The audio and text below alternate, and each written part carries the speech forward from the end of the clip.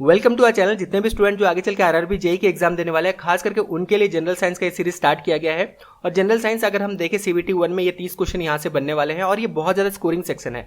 अगर आपका concept clear है, अगर अच्छा से आपने क्वेश्चन प्रैक्टिस कर रखा है तो 30 आउट ऑफ 30 जो है ये स्कोर किया जा सकता है।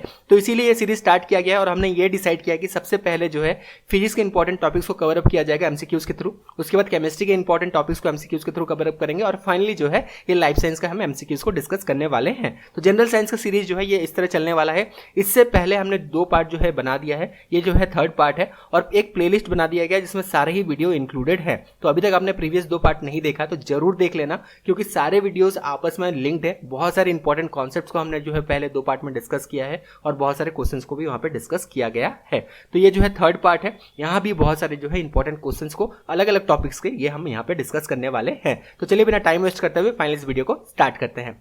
Which of the following device change low voltage AC current to high voltage AC current and vice versa?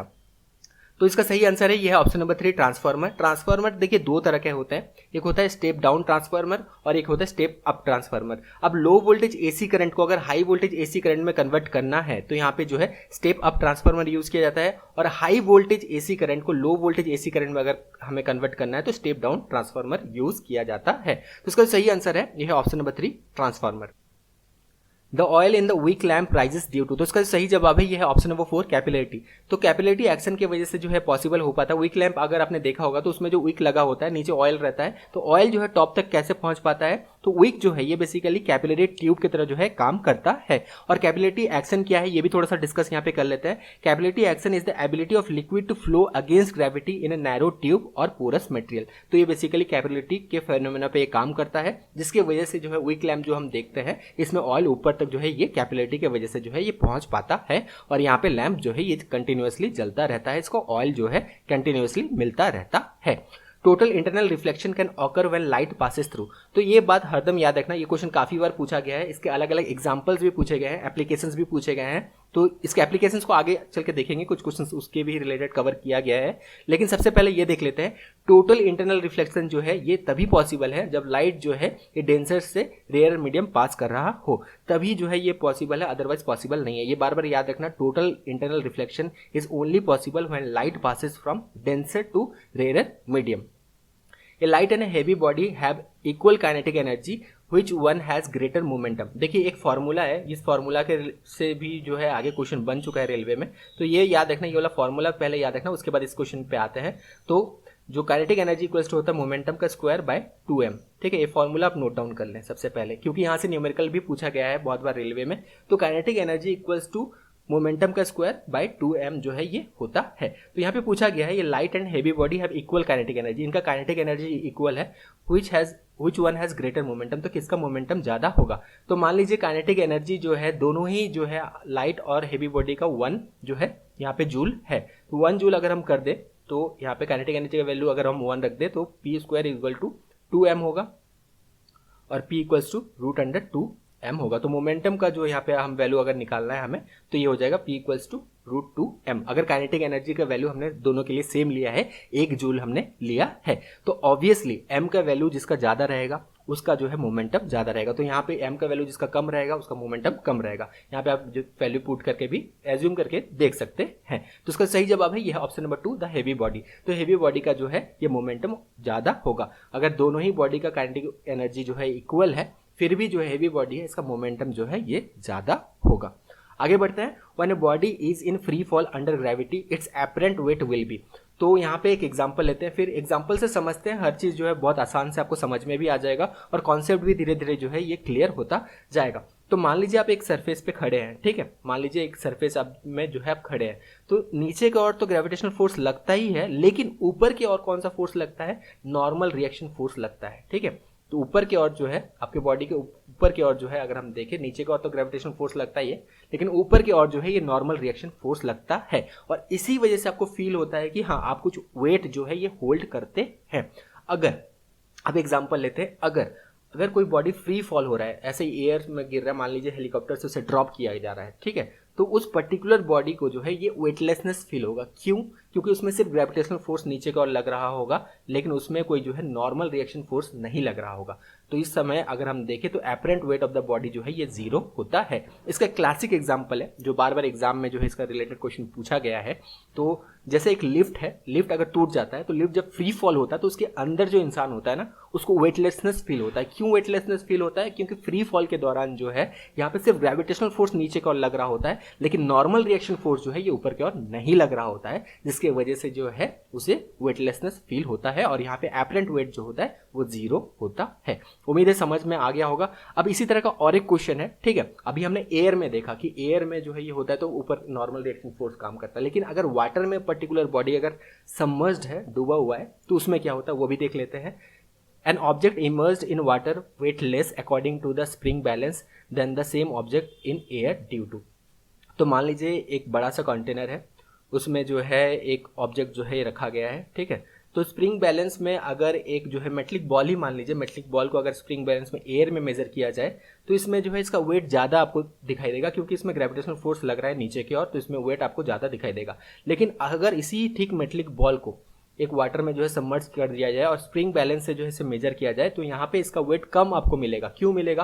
क्योंकि नीचे की ओर ग्रेविटेशनल फोर्स काम तो कर रहा है, लेकिन ऊपर की ओर, जैसे हमने एयर में देखा था नॉर्मल रिएक्शन फोर्स काम करता है, लेकिन ऊपर वाटर में अगर सबमर्ज है, डूबा हुआ है, तो ऊपर की ओर जो है ये बियॉन्ड फोर्स जो है ये काम करता है। तो बियॉन्ड से की वजह से जो है ये होता है, जिसके वजह से जो है इसका वेट जो है आपको स्प्रिंग बैलेंस में अगर सबमर्ज्ड है वाटर के अंदर तो ये कम मिलेगा, एयर में ज़्यादा मिलेगा। तो दोनों ही क्लियर हो गया।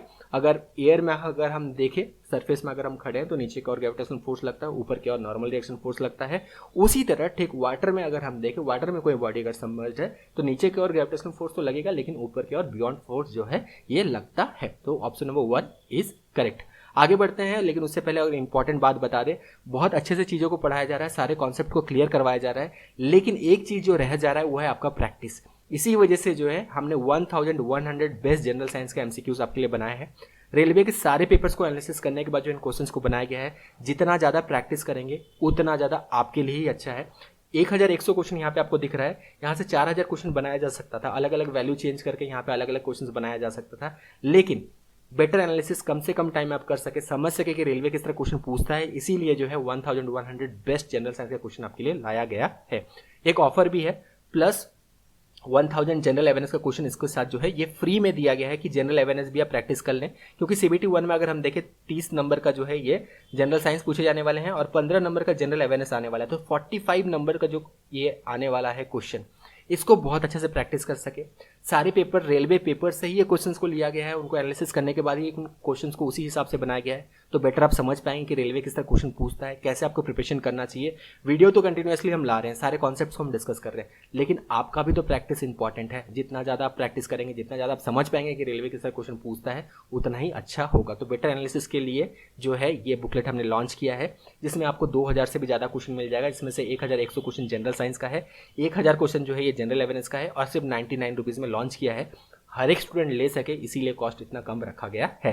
लेना कैसे है? लिंक डिस्क्रिप्शन बॉक्स में दिया गया है, लिंक में जाना है, क्लिक करना है, उसमें ईमेल आईडी और फ़ोन नंबर भरना है। जैसे आप 99 रुपीज़ पे कर देते हैं, आपके मेल आईडी में फाइल भेज दिया जाता है, जहाँ से आप इसे डाउनलोड कर सकते हैं। ये सिंपल प्रोसेस है, बहुत ज़्यादा मेहनत हमने किया है ताकि बेस्ट ऑफ बेस्ट आपको दिया जा सके, ठीक है, ताकि जनरल साइंस आप अच्छा से प्रिपेयर कर सकें 30 नंबर के लिए। जनरल अवेयरनेस 15 नंबर का जो पूछा जाएगा उसका भी क्वेश्चन इंक्लूड कर दिया गया है और अच्छा से पढ़ाया भी जा रहा है। तो जितना ज़्यादा बेस्ट हो सके सारी चीज़ आपके लिए अवेलेबल करवा दिया गया है। लिंक डिस्क्रिप्शन बॉक्स में दिया गया है, बुकलेट को जरूर ले लेना। यहाँ पे बहुत अच्छे अच्छे आपको एमसीक्यूज मिलेंगे जिसको अच्छा से आप प्रैक्टिस कर पाएंगे। तो चलिए अब बिना टाइम वेस्ट करते हुए फाइनली इस वीडियो के साथ कंटिन्यू करते हैं, आगे बढ़ते हैं। When water goes from 4 degree Celsius to 0 degree Celsius it will, तो 0 डिग्री सेल्सियस में जाता है अगर 4 डिग्री सेल्सियस में, तो आप सभी को पता है कि 4 डिग्री सेल्सियस में वाटर का डेंसिटी जो है मैक्सिमम होता है। तो जैसे ही ये 0 डिग्री सेल्सियस की ओर मूव करता है फ्रॉम 4 डिग्री सेल्सियस, ये क्या होगा, एक्सपैंड होगा, ठीक है, जो कि अनयूजुअल है। इसी वजह से जो है एनोमेलस प्रॉपर्टी ऑफ वाटर जो है ये कहा जाता है, ठीक है, एनोमेलस बिहेवियर ऑफ वाटर कहा जाता है। तो जैसे ही ये जो है 4 डिग्री से जो है ये 0 डिग्री के और जो है मूव करेगा, तो यहाँ पे डेंसिटी कम होगा, जिसके वजह से ये जो है वाटर क्या होगा, it will expand. So option number 2 is correct. In endoscopy which of the following phenomena is used, तो अभी हमने डिस्कस किया था टोटल इंटरनल रिफ्लेक्शन के बारे में। जब लाइट पास करता है from denser medium to rarer medium, तभी टोटल इंटरनल रिफ्लेक्शन होता है। तो एंडोस्कोपी में क्या किया जाता है, थोड़ा सा यहाँ पे भी डिस्कस कर लेते हैं। जो ऑप्टिकल फाइबर होते हैं उसका बंडल को यूज़ किया जाता है और आपके माउथ के थ्रू जो है इसको स्टोमक में भेजा जाता है, ताकि स्टोमक का जो है इनसाइड का इमेज लिया जा सके, इंटेस्टाइन के जो इनसाइड के इमेज लिया जा सके, ताकि डॉक्टर इसमें डिटेक्ट कर पाए कि किस तरह का जो है इसमें बेसिकली प्रॉब्लम है। तो इसमें जो है एंडोस्कोपी में अगर हम देखें टोटल इंटरनल रिफ्लेक्शन को काम में लिया जाता है, इसे बेसिकली काम में लिया जाता है। ये बिल्कुल आपको ध्यान रखना है। ये क्वेश्चन भी ऑलरेडी रेलवे में पूछा जा चुका है। 1 एंगस्ट्रॉम इक्वल्स टू, तो 1 एंगस्ट्रॉम इक्वल्स टू कितना होता है। अगेन ये भी क्वेश्चन रेलवे के पेपर से ही लिया गया, सारे हमने रेलवे पेपर से लिया है ताकि आपको बेटर समझ में आ जाए कि रेलवे किस तरह क्वेश्चन पूछता है, कैसे आपको प्रिपरेशन करना है। बाकी सारे कॉन्सेप्ट्स क्वेश्चन को अच्छे से समझाना, सारे कॉन्सेप्ट को अच्छे से समझाना, ये हमारा ड्यूटी है, हम लगातार कर रहे हैं। लेकिन मेक श्योर कि आप चैनल को जरूर सब्सक्राइब कर लें, साथ में बेल आइकन प्रेस कर लें और वीडियो पसंद आए तो एक लाइक जरूर कर दें, ताकि हम मोटिवेटेड रहें और लगातार ये सारे वीडियोस आपको मिलते रहें। तो 1 एंगस्ट्रॉम इक्वल्स टू 0.1 नैनोमीटर होता है, या फिर आप ऐसे भी लिख सकते हैं 10⁻⁻10 मीटर। दोनों ही आप नोट डाउन कर लें, ठीक है, जैसे भी आपको ऑप्शन एग्जाम में मिले उस हिसाब से आपको आंसर देना है। Change in focal length of I is caused by the action of, तो हमारे आई में जो लेंस है बेसिकली उसका फोकल लेंथ कैसे चेंज होता है, किसके वजह से चेंज होता है। तो ये जो सिलेरी मसल्स हैं, हमारे आई के कॉर्नर में जो सिलेरी मसल्स हैं ये कॉन्ट्रैक्ट होते हैं, रिलैक्स होते हैं, ताकि जो है फोकल जो है लेंथ को जो है ये हम एडजस्ट कर पाए। तो सिलेरी मसल्स की वजह से जो है ये पॉसिबल हो पाता है, हम अपने फोकल लेंथ को चेंज कर पाते हैं।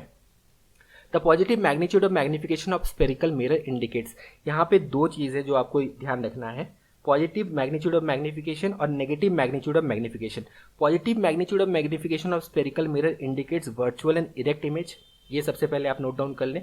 और नेगेटिव मैग्नीट्यूड ऑफ मैग्निफिकेशन जो है ये क्या इंडिकेट करता है, रियल एंड इन्वर्टेड इमेज। ये दोनों आप अलग अलग याद जरूर रखिए, क्वेश्चन ऑलरेडी पूछा गया है। The power and focal length of convex lens is, तो कॉन्वेक्स लेंस का जो पावर और फोकल लेंथ क्या होता है, तो पावर इक्वल्स टू क्या होता है, power of lens equals to reciprocal of focal length ही होता है, ठीक है। पावर ऑफ लेंस अगर देखें तो 1 फोकल लेंथ ही होता है, ठीक है। तो यानी कि कॉन्वेक्स लेंस का अगर फोकल लेंथ जो है यह अगर हम कंसीडर करें कि पॉजिटिव है तो ऑब्वियसली पावर भी पॉजिटिव होगा।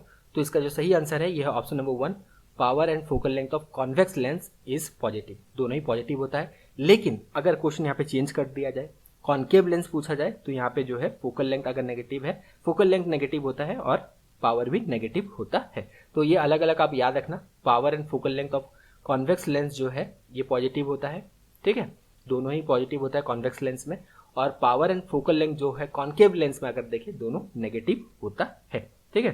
नोट डाउन बिल्कुल कर लेना, पावर और ये वाला फॉर्मूला याद रखना, power equals to 1 focal length जो है ये होता है, it is the reciprocal, power is equal to reciprocal of focal length, ठीक है। And power and focal length of convex lens is positive, power and focal length of concave lens is both are negative. Excessive curvature of eye lens leads to, तो excessive curvature of eye lens basically इसके अगर इस excessive curvature हो जाए eye lens का तो इसके वजह से कौन सा डिजीज होता है, मायोपिया होता है। इसे नियर साइटनेस भी कहा जाता है।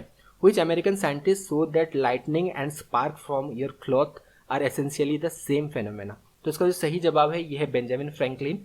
तो यहाँ पे थोड़ा सा डिस्कस करते हैं ताकि आप बेटर यहाँ पे समझ पाए। तो अगर आप देखें विंटर के जो वूलन क्लोथ्स होते हैं ये क्या करते हैं, चार्ज एक्यूमुलेट कर लेते हैं, ठीक है, चार्ज एक्यूमुलेट कर लेते हैं तो ये देखिएगा थोड़ा थोड़ा जो है स्पार्क भी क्रिएट करते हैं। और जब ये विंटर क्लोथ जब जैसे स्वेटर हो गया, स्वेटर जब हम पहनने के बाद जब उतारते हैं तो उसमें थोड़ा थोड़ा क्रैकिंग साउंड भी ये आता है। तो ये फेनोमेना और क्लाउड्स भी जो है चार्ज एक्यूमुलेट करके रखते हैं, तो आपस में जब ये टकराते हैं ना दो क्लाउड्स तो इसमें स्पार्क जो है आपको देखने मिलता है। तो ये जो है एसेंशियली जो है सेम फेनोमेना है। और ये जो है ये अमेरिकन साइंटिस्ट जो है इन्होंने ये दिखाया था, बेंजामिन फ्रैंकलिन ने ये कहा था, इन्होंने ये जो है एक्सपेरिमेंट करके दिखाया था। Which of the following is not an example of heating effect of current? अब बहुत सारे स्टूडेंट को जो है इसका आंसर नहीं भी आता होगा, लेकिन एक बार ऑप्शन एलिमिनेट करने की कोशिश करना। एग्जाम में बहुत सारे स्टूडेंट ऐसे भी हैं जो ऑप्शन जो है एलिमिनेट करना नहीं आता है उनको। ऑप्शन देखिए, आयरन से जो है ये हीट तो होता ही है, जिससे आप प्रेस करते हो, ये इलेक्ट्रिक आयरन जो है इसमें जो है ये तो हीट जरूर यहाँ से जनरेट होता है। इलेक्ट्रिक बल्ब भी जो है हीट जनरेट करता है, तो ये ऑप्शन तो करेक्ट नहीं होगा। इलेक्ट्रिक केटल खास करके इसको जो है पानी गर्म करने के लिए, चाय बनाने के लिए यूज़ किया जाता है, लेकिन वर्किंग ऑफ फैन जो है ये जो है हीटिंग इफेक्ट ऑफ करंट पे काम नहीं करता है। तो कभी कभी जो है इसी तरह ऑप्शन एलिमिनेट करके भी आप सही आंसर तक पहुंच सकते हो। Which of the following used to detect cracks and flaws in the metallic block? तो क्रैक है या फ्लॉज है मेटलिक ब्लॉक में, तो इसमें खास करके जो है अल्ट्रासाउंड को जो है काम में लिया जाता है। मान लीजिए मेटलिक ब्लॉक में कहीं पे क्रैक है, तो जहाँ पे क्रैक है वहाँ से जो है अल्ट्रासाउंड जो है ये रिफ्लेक्ट बैक कर जाता है और इसे डिटेक्टर में डिटेक्ट कर लिया जाता है कि हाँ पर्टिकुलर जगह में जो है ये क्रैक है। तो याद रखना अल्ट्रासाउंड को इसमें काम में लिया जाता है। SI unit of sound was named in the honour of which physicist? तो इसका सही जवाब है ये हेनरिच रुडोल्फ हर्ट्ज। अब बहुत सारे ऐसे भी स्टूडेंट हैं जो कहेंगे कि SI यूनिट ऑफ साउंड जो है ये तो डेसिबल है, लेकिन प्रिसाइजली अगर देखें SI unit of sound precisely अगर हम फ्रीक्वेंसी को देखें तो इसका जो SI यूनिट होता है ये हर्ट्ज होता है। अगेन SI यूनिट अगर हम देखें नॉइज, पर्टिकुलर जो नॉइज पार्ट है साउंड का, तो इसे हम डेसिबल में मेजर करते हैं। तो एग्जाम में अगर क्वेश्चन बने कि SI यूनिट ऑफ साउंड क्या है, तो अगर डेसिबल ऑप्शन हो तो डेसिबल इसका सही जवाब होगा। SI यूनिट ऑफ साउंड ऐसे डेसिबल ही उसका जो है SI यूनिट है, लेकिन अगर पर्टिकुलरली प्रिसाइजली फ्रीक्वेंसी पूछा जाए तो उसका SI यूनिट हर्ट्ज होगा। लेकिन इस क्वेश्चन का जो सही जवाब है SI unit of sound was named in the honour of physicist Heinrich Rudolf Holf, क्योंकि प्रिसाइजली यहाँ पे साउंड का जो फ्रीक्वेंसी है उसको जो है यहाँ पे कंसिडर किया गया है rather than noise. Noise of the sound वो बेसिकली डेसिबल में मेजर किया जाता है, और SI यूनिट भी साउंड का जो है ये जनरली अगर बुक्स में आप देखें तो ये आपको मिलेगा decibel. Sound of sound dash as it passes from solid to gaseous medium. तो देखिए साउंड सबसे फास्ट कहाँ ट्रैवल करता है? सॉलिड्स में सबसे फास्ट ट्रैवल करता है, उसके बाद लिक्विड में, उसके बाद गैस में। तो साउंड ऑफ साउंड जो है ये डिक्रीज होगा अगर ये सॉलिड से जो है ये गैसियस मीडियम में ट्रैवल कर रहा है। तो option number 2 is correct. Which of the following is use to convert alternating current to direct current? तो रेक्टिफायर को यूज किया जाता है alternating current AC to DC अगर हमें कन्वर्ट करना है तो यहाँ पे रेक्टिफायर को यूज किया जाता है। लेकिन और एक क्वेश्चन यहाँ पे बनता है, जैसे अगर हमें DC से AC कन्वर्ट करना है तो यहाँ पे हमें जो है इन्वर्टर यूज करना पड़ेगा। तो इन्वर्टर को DC से AC कन्वर्ट करने के लिए यूज किया जाता है। दोनों आप अलग अलग नोट डाउन जरूर कर लें। ये जो क्वेश्चन है ये भी रेलवे के पेपर से ही लिया गया, directly same to same question लिया गया, ये रेलवे के पेपर में ही पूछा गया था। तो देखते हैं एक क्वेश्चन को। For communication elephant can make noise as loud as 103 decibel but they often use low frequency sound, some of which passes from the ground. This sound is called. तो इसे जो है इंफ्रा साउंड जो है ये कहा जाता है। इंफ्रा साउंड को जो है काम में लेते हैं एलिफेंट, बहुत ही लो फ्रीक्वेंसी ये साउंड होता है और कम्युनिकेशन के लिए जो है ये इंफ्रा साउंड को यूज करते हैं। तो ये ध्यान रखना, ये रेलवे के पेपर से ही हमने क्वेश्चन लिया है। अब आगे बढ़ते हैं। What are transverse wave? कभी कभी क्या होता है ना, रेलवे डायरेक्टली NCERT के डेफिनेशन से ही क्वेश्चन बनाता है, उसका एक परफेक्ट एग्जांपल ये वाला है। तो ट्रांसवर्स वेव, एक बार हम यहाँ पे इमेज को भी देख लेते हैं, ठीक है। तो ये वाला जो है ये लॉन्गिट्यूडनल वेव है, ये है ट्रांसवर्स वेव है। समझ में आ गया होगा। अब इसका सिंपल आपको डेफिनेशन ही बताना है। What are the transverse wave? In this wave the particle of the medium vibrate perpendicular to the direction of propagation of the wave. तो ये जो है ये ट्रांसवर्स वेव है। Option number 2 is correct. अगर लॉन्गिट्यूडनल वेव पूछा जाता तो इसका डेफिनेशन ये है, in this wave the particle of the medium vibrate parallel direction to the propagation of the wave. ये देख लीजिए इमेज है लॉन्गिट्यूडनल वेव और ट्रांसवर्स वेव। डेफिनेशन याद रखना, ठीक है, उतना ही जो है यहाँ पे सफिशिएंट होगा। लास्ट क्वेश्चन देख लेते हैं, इस पार्ट का जो है लास्ट क्वेश्चन है, उसके बाद जो है पार्ट 4 हम लाने वाले हैं। और सारे ही वीडियो एक ही प्लेलिस्ट में डाल दिया गया है, प्लेलिस्ट का लिंक भी डिस्क्रिप्शन में दे दिया गया है। और बार बार कहा जा रहा है कि सारे वीडियोस जो है आपस में इंटरकनेक्टेड है, बहुत सारे कॉन्सेप्ट्स को हम यहाँ पे डिस्कस कर रहे हैं, इसीलिए सारे वीडियोस को जरूर देखें।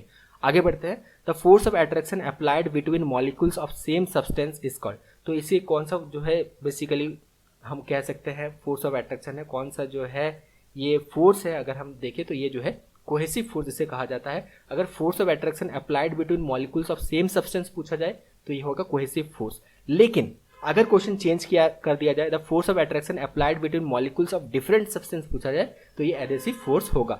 एडेसिव फोर्स का एक डेली लाइफ एग्जांपल, ठीक है, जैसे कांच के ग्लास में पानी पीते हो, पानी पीने के बाद देखिएगा कुछ कुछ छोटे छोटे छोटे छोटे वाटर मॉलिक्यूल्स उसमें चिपक जाते हैं, तो ये जो है एडेसिव फोर्स का जो है ये एग्जाम्पल है। तो बहुत अच्छे से सारे क्वेश्चंस को हमने डिस्कस किया, बहुत ही जो है आपने एंजॉय किया होगा, सारे क्वेश्चंस को बहुत एंजॉयमेंट के साथ पढ़ा होगा। याद रखना ये सारी चीज़ें जो है जितने भी कॉन्सेप्ट हमने डिस्कस किया ये सारे जो है इंपॉर्टेंट है आगे आने वाले जो जेईई के एग्जाम है जहाँ पे जनरल साइंस के क्वेश्चन बनने वाले हैं। Thank you, all the best.